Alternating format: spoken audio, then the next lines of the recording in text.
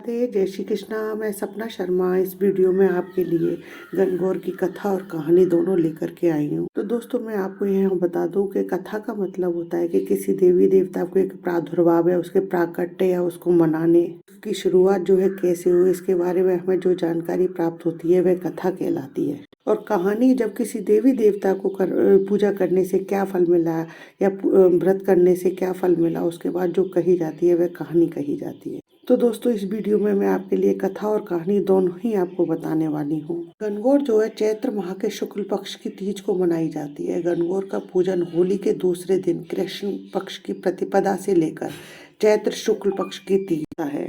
जो लोग 16 दिन की गणगौर की स्थापना करना चाहते हैं वह धूलेड़ी के दूसरे दिन से लेकर के और 16 दिन तक यानी चैत्र शुक्ल तीज तक जो है रोजाना पूजा करते हैं। गणगौर के पूजन में लड़कियां और विवाहित महिलाएं अपने अखंड सौभाग्य व ससुराल व पियर की खुशी की कामना करती हैं। पूजन के साथ गणगौर की कथा सुनी जाती है। गणगौर की कथा सुनने वाले पर ईश्वर गणगौर की कृपा बनी रहती है। गणगौर की कहानी। गणगौर के दिन पूजन करने के पश्चात हाथ में आंखें यानी गेहूं के दाने या हलवा आपने जो भी कुछ बनाया वो लेकर के पूजी जाती है। गणगौर के दिन अपनी सुविधा अनुसार कथा सहित 5 या 7 कहानी सुन सकते हैं।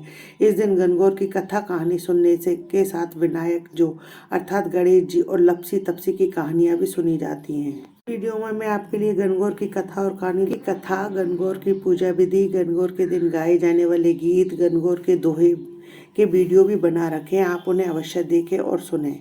उनका लिंक जो है मैं आपको डिस्क्रिप्शन बॉक्स में दे दूंगी, आप मेरे चैनल पर जाकर देख सकते हैं। इसके अलावा लपसी तपसी की और गणेश जी की कहानी के वीडियो भी जो है मेरे चैनल पर उपलब्ध है। आप उनको मेरे चैनल पर जाकर देख भी सकते हैं और श्रवण भी कर सकते हैं। आइए अब जानते हैं गणगौर की कहानी। एक बार एक राजा ने जौ और चने बोए। माली ने अपने घर में दूब बोई। राजा के जौ चने तो बढ़ते गए लेकिन माली के दूब चने जो है घटते गए। माली ने सोचा कि ऐसा क्या कारण है जिसके कारण राजा के दूब चने तो बढ़ते जा रहे हैं, मेरी दूब जो घटती जा रही है। और मेरी धूप क्यों घटती जा रही है, कुछ गड़बड़ है, पता लगाना चाहिए। एक दिन माली हरी भरी घास में जो है कि कंबल ओढ़ करके छुप करके बैठ जाता है और देखने लगता है कि पता लगाने के लिए बैठ जाता है कि क्या कारण है। तो वह छुप करके बैठ जाता है। तब वह देखता है कि कुछ कुंवारी लड़कियां आई और अपने हार जेवर डोरे कपड़े उतार कर कुएं से पानी निकाल कर नहाई, शुद्ध होकर सब चीजें वापस पहनी और दूब तोड़ कर ले गई। माली सोचने लगा इस तरीके से ये लड़कियां मेरी दूब ले जाएंगी तो मेरे पास तो कुछ भी नहीं बचेगा, मेरे को तो इनसे बात करनी पड़ेगी। दूसरे दिन फिर माली छुप कर बैठा। इस बार जब लड़कियां नहाने गई तो उसने लड़कियों के हार अंदर डोरे और कपड़े उठा लिए और लड़कियों ने उसे देख लिया और उससे अपने सामान वापस मांगने लगी, पर उसने देने से मना कर दिया। पूछने लगा कि तुम दूब क्यों ले जा रही हो। क्या बोली, हम 16 दिन गणगौर पूज रहे हैं इसलिए तुम्हारी दूब ले जा रहे हैं। तुम हमारे हार जेवर डोरे कपड़े दे दो। 16 दिन बाद गणगौर को जब हम विदा करेंगे तो उस दिन हम तुम्हें लपसी हलवा घेवर मिठाई आदि ला कर देंगे। लड़कियों की बात सुनकर के माली उनकी बात मान जाता है। कहता है कि तुम पूजा के लिए ले जा रही हो, ले जाओ। तुम पूजा के लिए ले जा रही हो तो मुझे अवश्य ही पुण्य मिल जाएगा। फिर उसने सबके सब सामान सहित कपड़े सहित वापस दे दिए। अब 16 दिन पूरे होते हैं तब लड़कियां अपने वचन के अनुसार अपने लपसी हलवा आदि सामग्री प्रसाद लेकर माली के घर पहुंची। वहां उन्हें माली की माँ मिली। उन्होंने माली की माँ से पूछा कि आपका बेटा कहाँ है। तो माली की माँ ने कहा कि वह तो गाय चराने गया है। लड़कियों ने पूछा कि हम ये पुजापा कहाँ रखे। तो मालन ने कहा कि रसोई में रख दो। लड़कियों ने पुजापा रसोई में रखकर दरवाजा लगा दिया ताकि कोई ढोर जानवर उसे में न घुस जाए। अब शाम होती है। शाम को माली गाय चरा कर घर लौटा। घर में घुसते ही उसने माँ से पूछा कि माँ लड़कियां आई होंगी और पुजापा लाई होंगी। मालन बोली कि हाँ बेटा, आज तो लड़कियां बहुत सारा खाना देकर गई हैं, रसोई में रखा है। कहती है जा बेटा देख ले और खा ले। बेटा जाकर रसोई का दरवाजा खोलने लगता परंतु उससे दरवाजा नहीं खुला। उसने जोर से लात मारी तो दरवाजा नहीं खुला।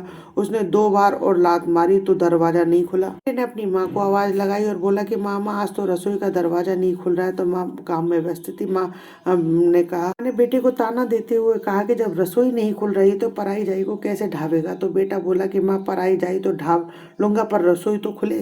माँ से कहता है माँ तू आगे खोल तो सही। तब माँ भी आकर के रसोई के दरवाजा खोलने का प्रयास करती। माँ ने जो है आंख में से काजल निकाला, मांग में से सिंदूर निकाला, हाथ में से मेहंदी निकाली और चुटकी उंगली से जो है छींटा दिया तो ओवरी यानी रसोई खुल गई। अंदर का दृश्य देखकर उसकी आंखें चौड़ी हो गई, मुंह खुला का खुला रह गया। दोनों गेट बंद। दोनों माँ बेटे जो है गदगद हो गए, खुशी के मारे फूले नहीं समाये। दोनों देखते हैं कि इसमें ईश्वर और गणगौर जी बैठे हुए हैं, सारी चीजों से भंडार भरे पड़े हैं। ईश्वर जी ने बहुत सुंदर वस्त्र पहने हुए थे, गौरा माता मांग सवार रही थी, रसोई में अन्न धन के भंडार भरे पड़े हैं। दोनों माँ बेटी ईश्वर गणगौर के दर्शन करके खूब खुश होते हैं। जिस प्रकार माली के परिवार को गणगौर माता ने दर्शन दिया, उसी प्रकार सबको दर्शन देना, ईश्वर जी जैसा भाग और गौरा जैसा सुहाग सबको देना, गणगौर की कहानी कहने वाले सुनने वाले सबका सुहाग जो है अजर अमर करना। गणगौर माता जैसे माली के बेटे पर टूटी वैसे सब पर टूटना, कथा कहने वाले सुनने वाले सबके परिवार पर टूटना और सबकी मनोकामना जो है पूरी करना। ये तो दोस्तों गणगौर की कहानी थी। अब गणगौर की कथा के बारे में जानते हैं। आइए सुनते हैं गणगौर की कथा। एक बार पार्वती जी के मायके से बुलावा आया तो भगवान शिव व पार्वती जी कैलाश पर्वत से सृष्टि का भ्रमण करते हुए पार्वती जी के मायके जाने के लिए निकले।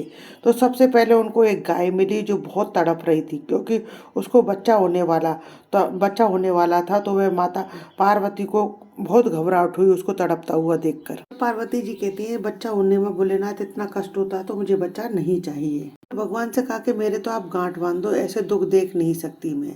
तब भगवान बोले, अभी तो बहुत कुछ देखना है। तब दोनों आगे चले तो रास्ते में एक घोड़ी भी प्रसव पीड़ा से परेशान हो रही थी। गोरा जी ने फिर गांठ बांधने की भगवान भोलेनाथ से जिद की। फिर भगवान भोलेनाथ बोले कि आगे चलो, आगे देखेंगे। फिर आगे चले तो देखा कि राजा के रजवाड़े में उल्टे निशान हो रहे हैं थे। तब माता गौरा ने भगवान से पूछा कि ये सब क्या हो रहा है। भगवान ने कहा कि राजा की रानी भी गर्भवती है और उसे भी प्रसव पीड़ा हो रही है। तब गौरा जी ने जबरदस्ती भगवान से मना करने पर भी गांठ लगवा ली और कहने लगी, मुझे कभी बच्चा नहीं चाहिए। इसके बाद वे दोनों घूमते घूमते एक गांव में पहुंचे। जिस गांव में वो पहुंचते उस दिन चैत्र माह की तीज का त्योहार था। ईश्वर जी गौरा से बोले कि आज गणगौर है तो आज गांव की औरत तुम्हारी पूजा करने के लिए आएंगी। ऐसे ही गांव की औरतों को पता चला कि ईश्वर गणगौर जो है बगीचा में बैठे हुए, तो उन्होंने फटाफट से पूजा की।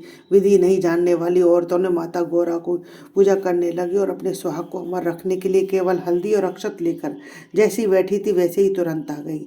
ईश्वर गौरा की पूजा करने लगी। तब गौरा ने सारा सुहाग उन पहले पहुंचने वाली औरतों को बांट दिया। कुछ समय बाद विधि विधान जानने वाली धैर्यवान औरतें पूजा की थाली सजाकर सज धज कर गीत गाती हुई पूजा करने आई। तब भगवान बोले कि तुम्हारी पुजारी ने तो धीरे धीरे सज कर धज कर आ रही हैं और तुमने सारा सुहाग पहले ही बांट दिया। सारी औरतें पूजा कर लेती है। तब गौरा जी जो है उन अपनी आंखों में से सुरमा निकालती है, मांग में से सिंदूर निकालती है, टीकी में से रोली निकाली, चिटकी उंगली में से मेहंदी निकाली और अमर सुहागिन होने के छींटे दिए।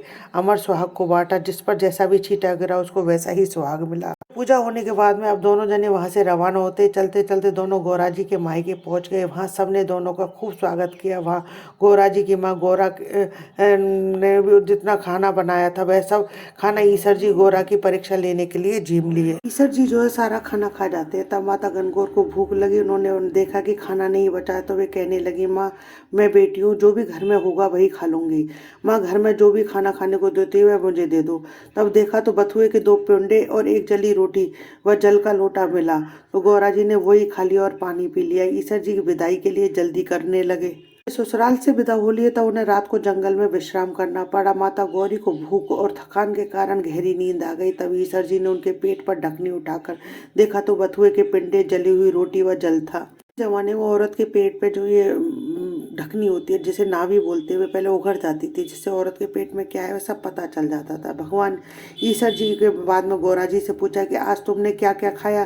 तब माता जी बोली कि आपने जो खाया वही मैंने खाया। तब भगवान बोले कि तुम झूठ बोलती हो, तुम्हारे पेट में तो बथुए की पिंडी और जली हुई रोटी व पानी है। गौरा जी जैसे ही भोलेनाथ की ये बात सुनती हो तो उनको बहुत जोर से गुस्सा आता है और वो बोली, आज तो आपने औरत जात के पेट की ढकनी खोली है और मेरे साथ तो ऐसा किया है, पर जगत के साथ ऐसा मत करना।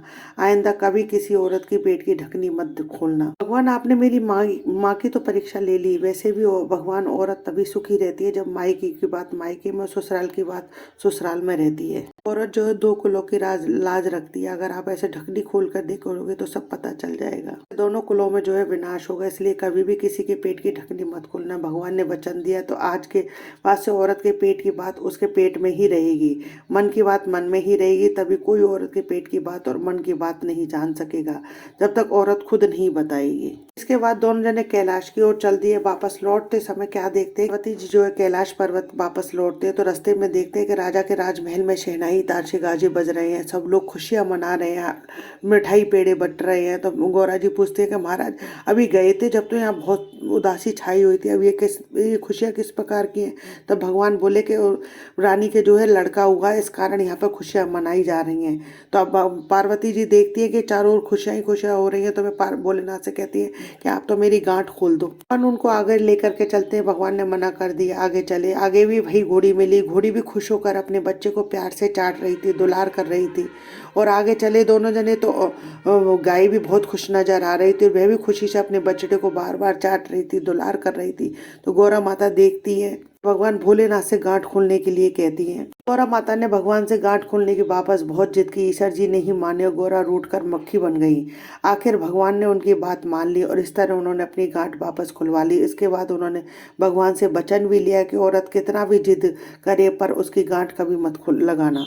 इसके बाद ईश्वर और गौर वापस कैलाश पहुंच गए। हे भगवान, गणगौर माता की कथा कहने वाले, सुनने वाले और हुकारा बनने वाले सभी को ईश्वर गणगौर की कृपा प्राप्त होना और सभी का अमर सुहाग रखना। तो ईश्वर और गणगौर की जय। ईश्वर और गौरा आपकी सभी मनोकामनाएं पूरी करें। दोस्तों, यदि आपको मेरा ये वीडियो अच्छा लगा हो तो इसे लाइक कीजिए, शेयर कीजिए। यदि आपने अभी तक मेरे चैनल को सब्सक्राइब नहीं किया है तो इसे सब्सक्राइब करना ना भूलें। बेल आइकन को हिट कीजिए ताकि मेरे नए वीडियो के नोटिफिकेशन आपको तुरंत प्राप्त हो। हिंदू धर्म, संस्कृति, त्योहार, व्रत, कथा, रिवाज इत्यादि जानने के लिए मेरे चैनल को सब्सक्राइब कीजिए। जय श्री कृष्ण।